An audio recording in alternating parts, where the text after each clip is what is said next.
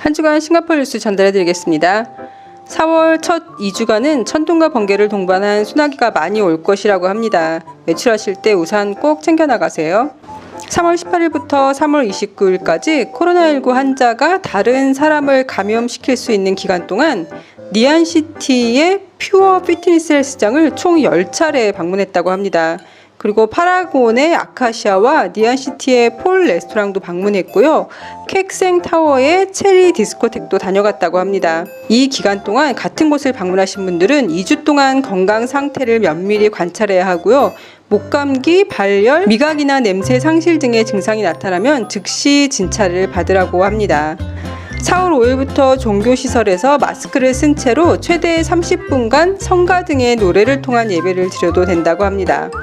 4월 10일부터는 손 세정제 500ml를 무료로 나눠주는데요. 이거를 무료로 받으려면은 손 세정제를 담을 병을 2개 가져가야 된다고 해요. 그리고 3월이나 4월에 QR코드가 포함되어 있는 SP 유틸리티 비를 가져가셔야 된다고 합니다. 설문조사를 했더니 싱가포르의 대부분 사람들은 집에서 일하기를 원한다고 합니다. 여러분들은 어떠세요? 싱가포르는 작년 11월부터 중국한테 국경을 개방했는데요. 그래도 일단 싱가포르에 오면 14일간 격리를 했었어야 했거든요. 단 국경을 개방하지 않은 나라들은 들어오기 전에 싱가포르 입국 허가 레터를 받고 와야 했는데 중국 같은 경우는 와서 격리만 하면 그런 절차 없이 들어올 수 있었거든요. 앞으로 서로 코로나 검사 증명서를 인정하고 개인정보를 교환할 수 있는 시스템을 마련할 수 있다면 양국 간의 격리 없는 여행 재개가 곧 시작될 수도 있을 것 같다고 합니다.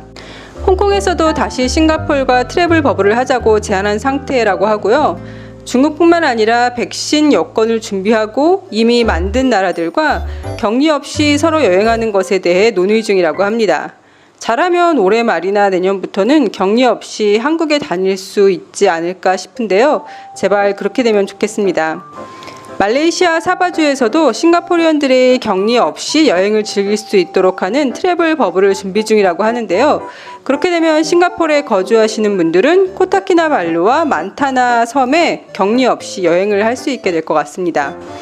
띠용바루에서도 나무가 쓰러지면서 차를 덮쳐서 운전수가 병원에 실려갔다고 합니다.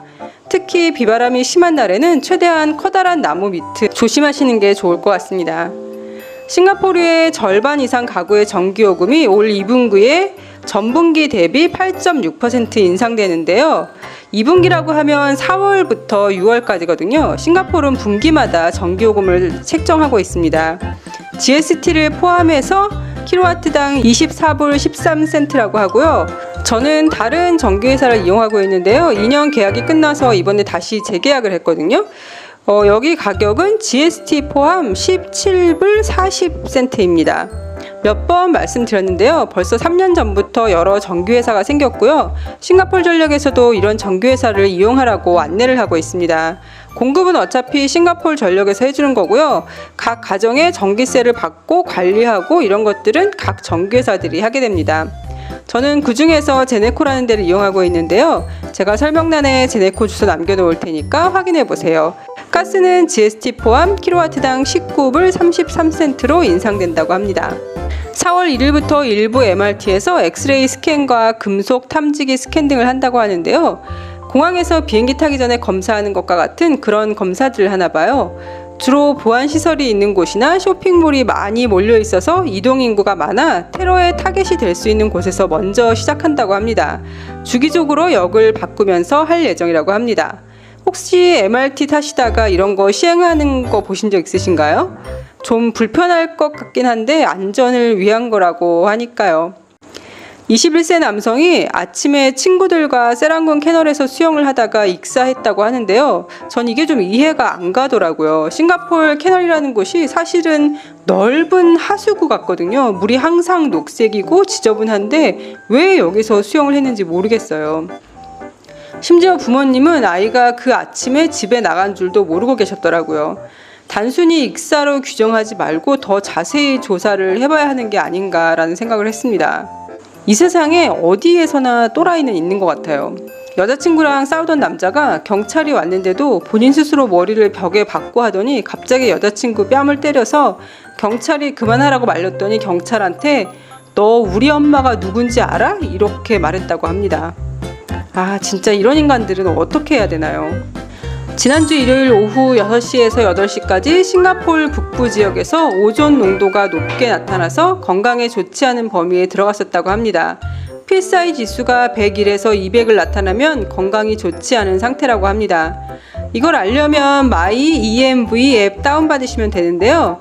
내가 지정한 곳의 현재 날씨와 24시간 날씨 예보가 나오고 24시간 날씨 예보를 손으로 밀어 올리면 댕기, 지카, 댕기를 옮기는 이집트 모기가 나온 곳, PSI 수치, 미세먼지 수치 등이 나오고 밖으로 나가지 말아야 할 정도로 공기가 안 좋을 때는 얼럿을 보내줍니다. 30세에서 70세 사이의 환자들 중 약 80%가 비타민 D가 낮거나 결핍되어 있다고 합니다. 싱가포르에서요.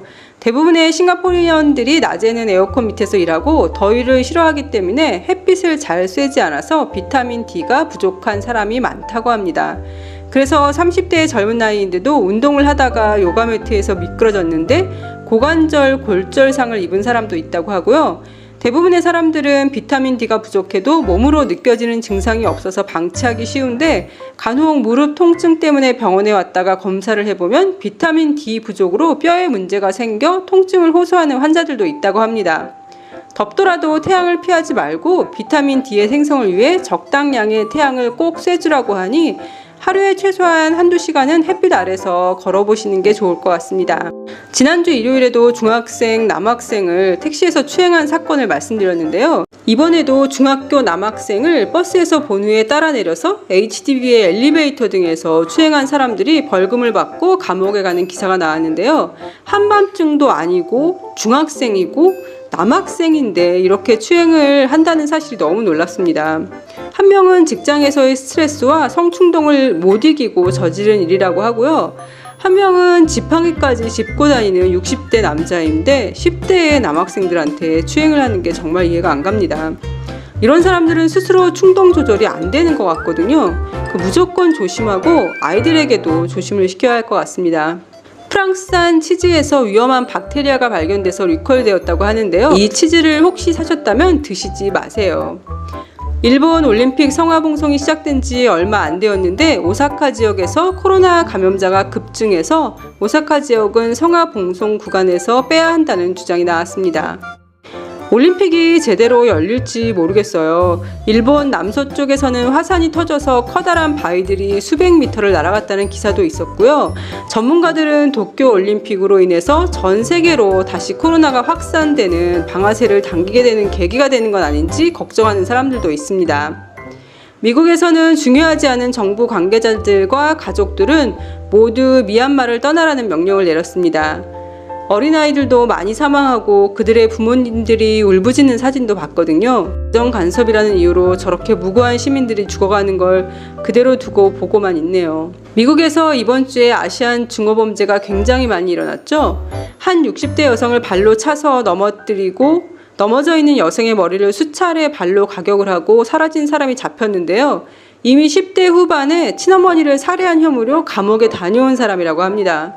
영상을 보는데 화나서 죽는 줄 알았거든요. 엄청난 강도로 여성을 차서 넘어뜨리고 머리를 여러 번 발로 차고 사라지는데 바로 앞에 있던 빌딩에서는 빌딩을 지키던 수위가 쓰러진 여성을 가서 도와주는 게 아니라 빌딩 문을 슬며시 닫더라고요. 그 쓰러진 여성은 필리핀계로 밝혀졌는데요. 가족이랑 그 여성분이랑 지금 마음이 어떨까 너무 안타깝습니다. 사랑의 불시착이 아직 후속 드라마로는 제작이 안 되지만 뮤지컬로 제작된다는 소식도 전하고 있고요. 한국의 18살 학생이 2019년도 중국에서 열린 월드 드론 챔피언에서 우승을 했었나 봐요. 2020년도에는 코로나 때문에 경기가 열리지 못했는데요. 그 학생과 인터뷰한 기사가 실렸는데 대단하네요. 세계 챔피언이라니요. 그러면서 다른 여학생 인터뷰 내용도 실렸는데요. 월드 세계 챔피언의 경기를 처음 보았을 때 거의 신의 경지라 놀라기만 했는데 이제는 자기의 롤 모델이었던 세계 챔피언과 경기에서 맞붙고 결국은 자기가 우승하고 싶다는 포부를 내비치기도 했습니다. 우리나라 학생들이 정말 대단해 보입니다. 남학생들은 세계대회 나가서 우승을 해서 군대를 안 가고 싶어 하는데 코치는 군대 가는 게 좋다고 얘기를 하더라고요. 왜냐면 군대에 드론 병들이 있는데 대회에서 하는 것처럼 빠르고 신속하고 정확한 기술들이 요구되기 때문에 드론 대회에 나가서 상 받은 아이들이 드론 부대의 인재 중 인재라고 얘기를 합니다. 3월 한국 수출이 5개월 연속 증가하며 아시아 4위의 경제국인 한국의 안정적인 회복세를 기록했다라는 기사가 있었는데요. 저는 우리나라가 아시아 4위인 줄 몰랐어요. 중국, 일본 다음에 3위인 줄 알았는데 지금 4위라고 기사에 나와 있더라고요. 수출은 1년 전보다 16.6% 증가했다고 하는데요. 중국에 대한 수출이 26% 급증하고 미국에 대한 수출은 9.2% 급증했다고 하네요. 그럼 오늘도 행복하세요.